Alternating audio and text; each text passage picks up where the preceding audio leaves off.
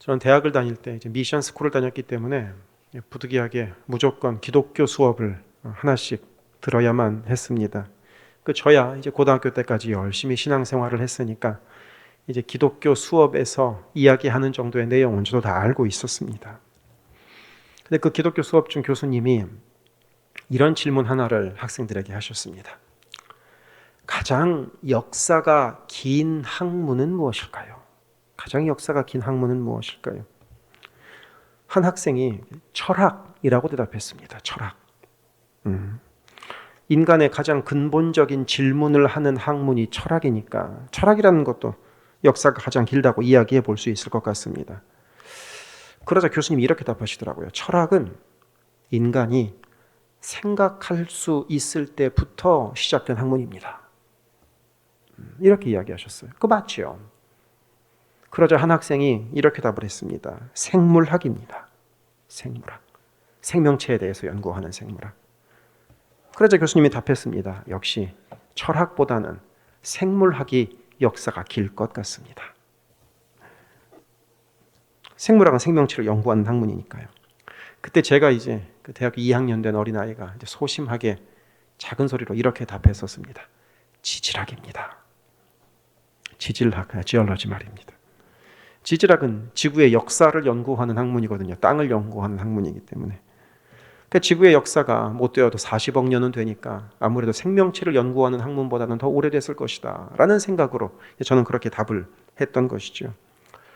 그때 이 기독교 교수님이 저한테 우리 모두에게 이렇게 답을 말씀하셨습니다. 그러면 제가 생각하는 답을 알려드리죠. 제가 생각하기에는 신학이 가장 오래된 학문일 것 같습니다. 그러면서 창세기 1장 1절을 우리에게 이제 보여주셨습니다. 태초에 하나님이 천지를 창조하시니라. 이 말씀은 천지를 창조하기 전부터 하나님이 계셨다는 뜻입니다. 그래야 하나님이 태초에 천지를 창조하실 수 있겠죠. 우리가 오늘부터 살펴보는 이 요한 1서의 말씀도 이와 비슷하게 시작을 합니다. 이렇게 기록되어 있습니다. 태초부터 있는 생명의 말씀에 관하여는 우리가 들은 바요, 눈으로 본 바요, 자세히 보고 우리의 손으로 만진 바라. 태초에 있는 생명의 말씀, 곧 이 세상이 생기기 전, 모든 것이 있기 전부터 하나님은 말씀이라는 존재로 우리 가운데 계셨다는 겁니다. 우리는 그 하나님을 믿습니다. 우리는 하나님께서 이 세상 모든 것의 근원 되시고 이 세상 모든 것을 만드셨고 그리고 지금도 이 세상 모든 것을 운영하고 계심을 우리는 믿습니다. 그런데 이 1절 말씀을 보면 상당히 독특한 구절이 있습니다. 그 태초부터 있는 생명의 말씀, 곧 이 세상이 생기기 전부터 말씀으로 계셨던 하나님을 우리가 들었고 눈으로 보았고 손으로 만졌다고 고백합니다. 신기하지 않습니까? 인간이 어찌 신을 만질 수 있겠습니까? 사람이 어찌 하나님을 만져볼 수 있겠습니까? 그런데 가능한 방법은 하나 있습니다. 그것은 무엇이냐면 하나님이 우리의 눈으로 볼 수 있고 우리의 귀로 들을 수 있고 우리의 손으로 만질 수 있는 존재로 이 땅에 내려오는 겁니다. 그러면 가능합니다. 그래서 우리는 하나님께서 인간의 모습으로 이 땅에 내려오셨음을 믿습니다. 하나님이 하늘에만 계신 것이 아니라 이 땅에 우리의 눈으로 볼 수 있는 모습으로 임하셨다고 우리는 믿습니다. 그분이 예수 그리스도입니다. 온 세상의 창조자요 온 세상의 구원자이신 하나님께서 바로 우리를 위하여 친히 이 땅에 작고 연약한 인간의 모습으로 오셨음을 우리는 믿습니다. 그것을 어려운 말로 성육신, 인카네이션이라고 합니다. 성육신, 육신이 되셨다 라는 뜻입니다. 그런데 세상 어느 종교에서도 신이 인간이 되진 않습니다. 인간이 도리어 신이 되는 종교는 종종 있습니다. 하지만 그래도 신이 인간이 되는 종교는 우리 기독교밖에 없습니다. 불교를 생각해 보십시오. 불교는 신인, 부처를 믿는 종교가 아닙니다. 불교는 인간이 부처가 되는 종교입니다. 인간이 신이 되는 종교가 불교인 겁니다. 그래서 불교도들끼리는 서로 이렇게 인사하지 않습니까? 성불하십시오. 부처가 되라는 것입니다. 곧 인간이 신이 되는 것이죠. 제가 어렸을 때 외갓집에서는 제사를 지냈습니다. 그래서 제삿날이 되면 저희 어머니 손잡고 외갓집에 갔습니다. 가는 것이 너무나 즐거웠습니다. 왜? 제가 제삿날 외갓집에 가면 진짜 맛있는 음식을 많이 먹을 수 있었거든요. 그러니까 즐겁게 갔습니다. 지금도 기억나는 모습은 제삿날이 되면 저녁 때쯤에 외갓집에 문을 활짝 열어놓고 마당에 있는 빨랫줄을 다 걷는 모습이 지금도 기억납니다. 그래서 어머니한테 엄마 왜 대문은 열어놓고 왜 빨랫줄은 다 걷습니까? 라고 물어봤더니 어머니 하시는 말씀이 조상신이 제사밥 먹으러 오셔야 되는데 문이 닫혀 있으면 못 들어오고 빨랫줄이 걸려 있으면 빨랫줄에 목이 걸려 못 들어오니까 문을 열어놓고 빨랫줄을 걷는 것이다 라고 말씀을 하시더라고요. 그때는 이제 뭣도 모르고 이제 그 말은 그런가 보다 하고 듣고 있었는데 불과 몇 년 지나서 생각해 보니까 이런 생각이 드는 겁니다. 아니 문지방도 제대로 넘지도 못하고 빨랫줄도 볼 줄 모르는 조상신이 무슨 능력이 있다고 그렇게 제사를 지내는가, 이런 생각이 들었습니다. 한국의 토속 신앙에서는 이렇게 사람이 죽으면 조상신, 곧 신이 된다고 믿었죠. 인간이 신이 된다고 믿은 겁니다. 고대 로마 제국에서도 마찬가지였습니다. 요한 1서를 기록할 당시에 세계를 다스리고 있던 로마 제국에서는 황제를 신으로 숭배했습니다. 황제가 죽으면 그 황제를 신의 이름으로 해서 신전 안에다가 올려놓습니다. 그리고 로마에 사는 모든 사람들은 각 사람들이 살고 있는 도시에 있는 그 로마 황제의 신전에 가서 향을 피우고 절해야 했습니다. 그렇게 하고 나면 그렇게 신전에서 예배 드렸다는 증명을 줍니다. 그리고 그 증명이 있어야 로마 제국 안에서 돈 거래도 하고 장사도 하며 살 수 있었습니다. 이것 역시 신이 인간이 되는 것이 아니라 인간을 신으로 모신 겁니다. 이렇게 세상 많은 종교에서는 인간이 신이 될지는 몰라도 신이 인간이 되는 종교는 우리 기독교밖에 없습니다. 그러다 보니까 당연히 신이 인간이 되었다는 것을 믿지 않는 사람들이 많았죠. 믿겨지지가 않으니까요. 이해가 되지 않으니까요. 사도 요한이 이 요한 1서를 기록했다고 알려져 있는 에베소라는 도시에서도 마찬가지였습니다. 지난 1월에 터키를 방문했을 때 고대 에베소 유적을 방문했는데 그야말로 이 에베소의 규모는 어마어마했습니다. 여러분들이 무엇을 상상하든 그것보다 큰 도시가 고대 에베소였습니다. 2000년 전에 그 에베소에 사는 인구만 30만 명이었다고 합니다. 상상이 되십니까?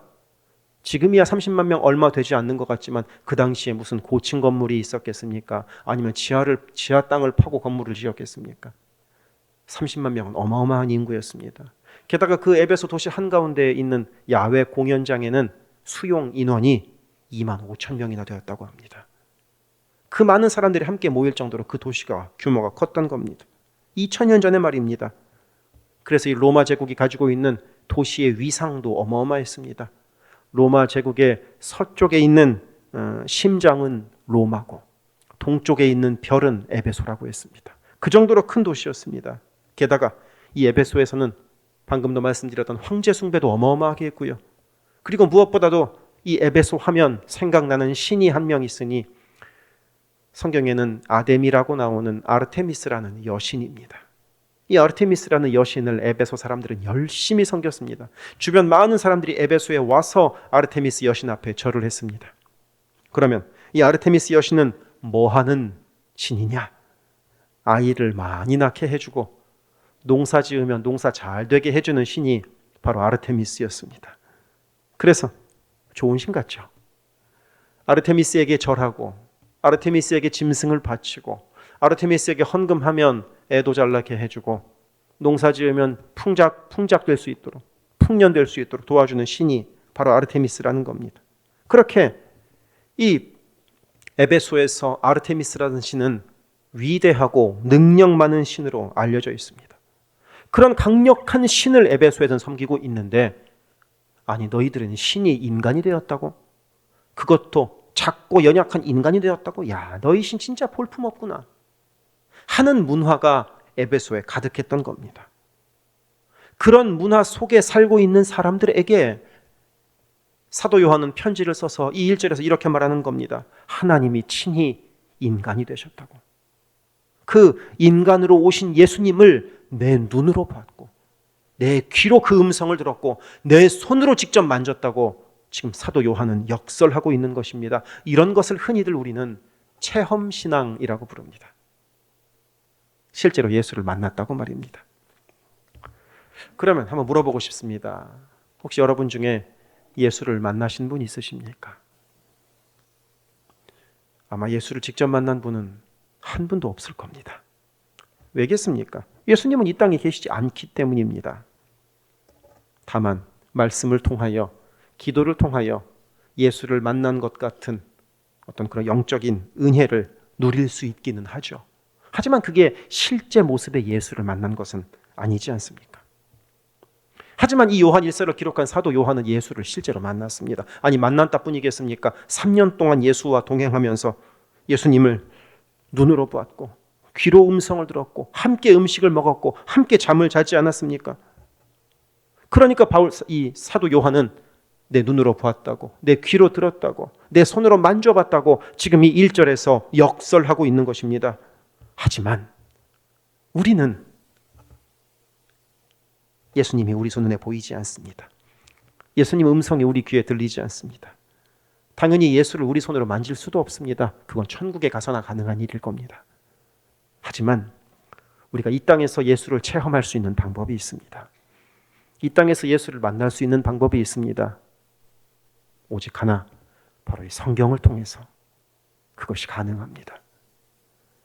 우리 주님께서는 이제는 이 땅에 더 이상 계시지 않지만 이제는 성경을 통하여 우리에게 말씀하시겠다고, 성경을 통하여 이제는 자신의 모습을 보여주시겠다고 우리에게 약속하셨기 때문입니다. 그래서 내 손으로 직접 예수를 만져볼 수는 없지만 내 손으로 성경을 펼 수는 있습니다. 내 눈으로 예수를 직접 볼 수는 없지만 내 눈으로 성경을 볼 수는 있습니다. 내 귀로 예수님의 음성을 직접 들을 수는 없을지라도 내 귀로 하나님의 말씀을 들을 수는 있습니다. 그러니 바로 이 말씀으로 오늘도 우리와 동행하고 계시는 그 예수를 우리 모두가 만날 수 있게 되기를 바랍니다. 그리고 그렇게 말씀으로 오늘도 우리 가운데 임하고 계시는 그 주님과 사귐, 곧 교제할 수 있기를 바랍니다. 이 방금 읽었던 1절 말씀에서 우리가 한 가지만 더 생각해 봐야 할 것이 있습니다. 한번 1절 보여주시죠. 우리 이 요한 1서를 왜 이런 말씀으로 시작할까 하는 겁니다. 왜냐하면 이 당시에 쓰여지는 편지들은 거의 대부분 이런 식으로 시작하지 않기 때문입니다. 그 당시의 편지의 대부분은 보내는 사람, 받는 사람, 문안인사 이런 식으로 편지를 시작합니다. 그런데 이 요한 1서라는 편지는 보내는 사람 안 적혀 있습니다. 받는 사람 없습니다. 문안인사 이런 거 없습니다. 그냥 편지의 시작부터 태초에 있는 생명의 말씀에 관하여는 우리가 들은 바요, 눈으로 본 바요, 자세히 보고 손으로 만진 자요 라고 시작합니다.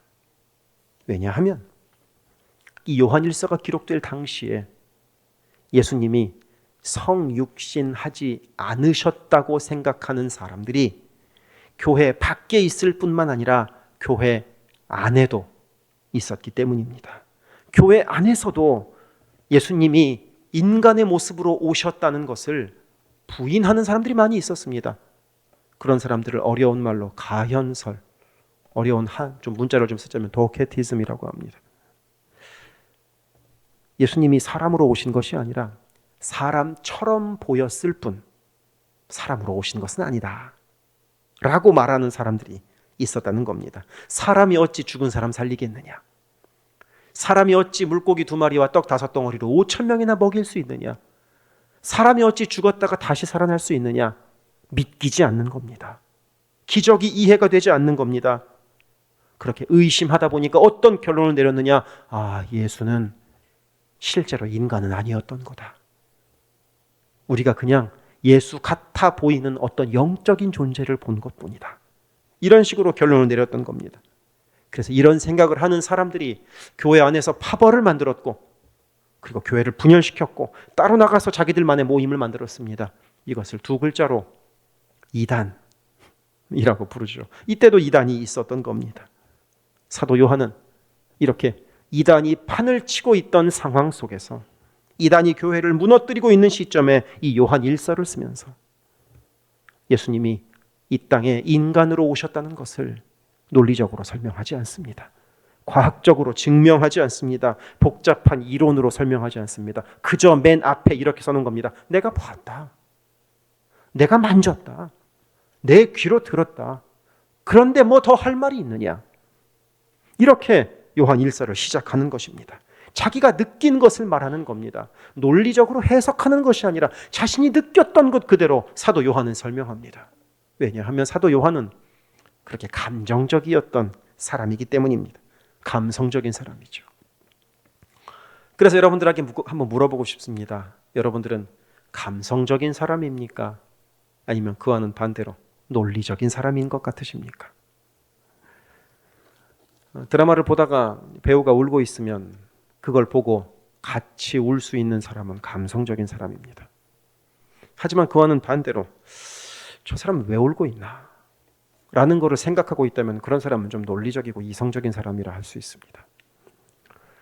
사람들의 힘든 이야기를 듣고 그 힘든 이야기에 공감하는 사람이 있다면 그 사람은 감성적인 사람이겠지만, 그와는 반대로 그 힘든 문제의 원인과 결과와 대책에 대해서 이야기하기 시작한다면 그런 사람은 감성적인 사람이라기보다는 논리적인 사람이라고 할 수 있습니다. 그러면 감성적인 사람과 논리적인 사람 중에 어떤 사람이 더 좋은 것 같습니까? 답을 하고 싶으시죠? 저는 원래 저라는 사람은 논리적인 사람이어서 감성적인 사람이 되고 싶었습니다. 왜냐하면 아무래도 이제 목회를 하는 데 있어서는 사람들과의 마음을 동감해 주는 게 참 필요하지 않을까 하는 생각이 들어서 하나님 저도 좀 감성적이 됐으면 좋겠습니다 하고 기도하고 구했습니다. 그러던 어느 날 이제 드라마를 보면서 울고 있는 제 자신을 발견하고, 하나님이 저에게도 감성적인 부분을 감사하게도 주셨구나 하는 생각을 하게 되었습니다. 그렇다면 성경에 나오는 인물들 중에서 어떤 사람이 가장 논리적이고 이성적인 사람일 것 같으십니까? 저는 뭐니 해도 사도 바울을 꼽고 싶습니다. 사도 바울이 기록한 로마서를 한번 보십시오. 얼마나 논리적이고 얼마나 체계적입니까?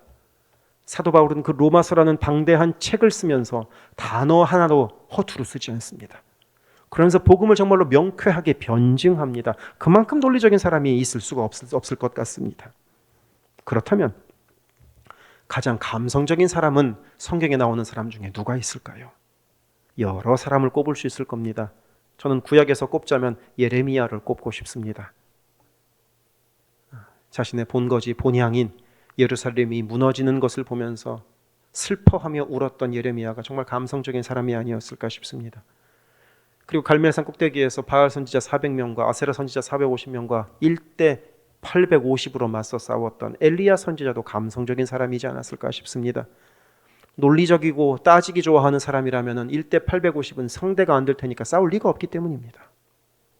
신약 성경으로 오자면 아마도 베드로는 좀 감성적이지 않았을까 싶습니다. 생각보다는 말이 앞서고 마음이 앞서는 사람이 베드로였기 때문입니다. 그리고 이 요한 1서를 기록한 요한도 감성적인 사람이었던 것 같습니다. 이 요한 1서는 복음에 대해서 논리적으로 설명하지 않습니다. 이번에 이 요한 1서 시리즈를 준비하면서 여러 책을 보았습니다.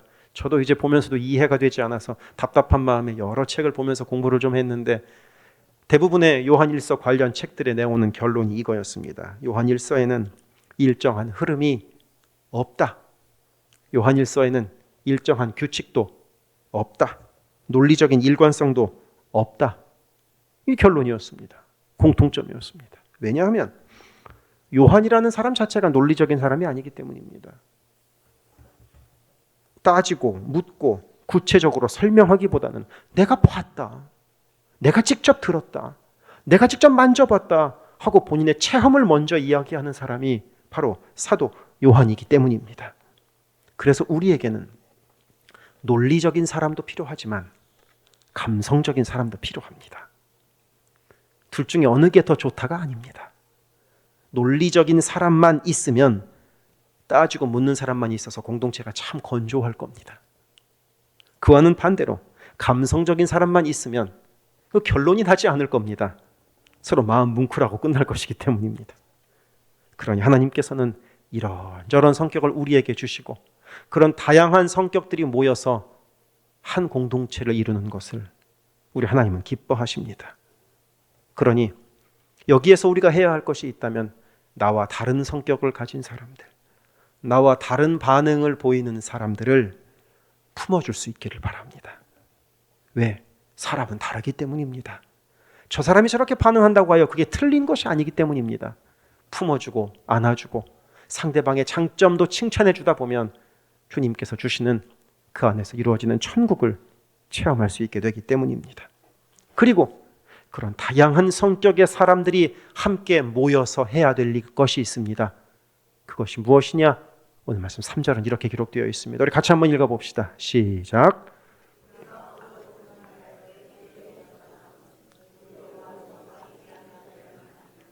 우리의 사귐은 아버지와 그의 아들 예수 그리스도와 더불어 누림이라.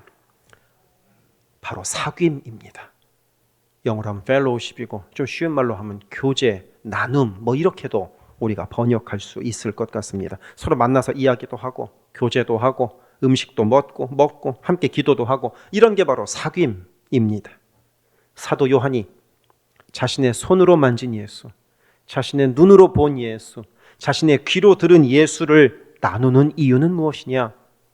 우리가 아버지와 그 아들 예수 그리스도와 함께 사귀었으면 좋겠다. 이런 마음으로 사도 요한은 자신의 체험을 나누는 것입니다. 한 공동체로 함께 신앙생활을 하기 위하여 사도 요한은 내가 만난 예수를 전달하겠다는 것입니다. 왜냐하면 신앙은 나 혼자 해서 유지할 수가 없기 때문입니다. 나 혼자 예수 믿을 수가 없습니다.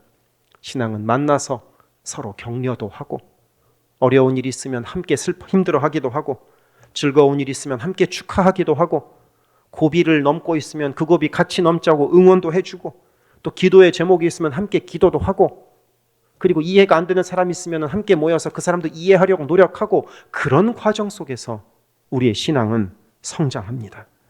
나 혼자 예수 잘 믿겠다고 나 혼자 고고하게 예수 믿겠다고 예수 믿어지지가 않습니다. 그런 믿음이 도리어 쉽게 흔들립니다. 사도 요한은 그것을 알았기에 방금 우리가 함께 읽은 이 3절 말씀에서 아버지와 예수 그리스도와 함께 사귀어야 한다고 우리에게 알려주고 있습니다. 우리가 하고 있는 홈모임이 바로 그런 사귐의 공동체입니다. 홈모임의 첫 번째 목적이 바로 이렇게 아버지와 예수 그리스도와 함께 사귀는 데 있습니다. 그렇게 하기 위하여 우리가 지난 2월부터 홈모임의 방식을 예배 후에 매주 갖는 것으로 바꾸었습니다. 매주 함께 모여서 짧게 말씀을 나누고 은혜를 나누고 서로 격려하고 위에서 기도하는 그렇게 서로가 서로의 믿음을 강화시켜주는 철이 철을 날카롭게 함같이 서로가 서로를 격려하는 복된 믿음의 공동체를 만들어 가고자 하는 것입니다. 그런데 이 새로 바뀐 그 홈모임에 잘 적응하지 못하는 분들이 있다는 소식을 가끔씩 이제 듣습니다.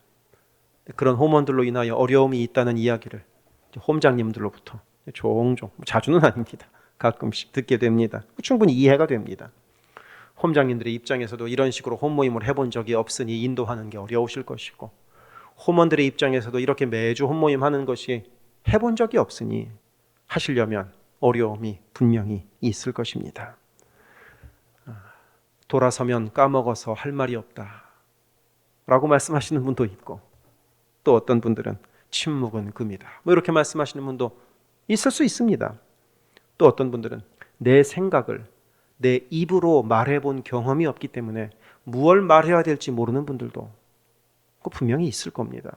안 해봤으니 처음엔 다 어렵지 않습니까? 하지만 어렵다고 하여 힘들다고 하여 그냥 이런 거 포기하고 그냥 지금까지 나 하던 대로 예수 믿을란다.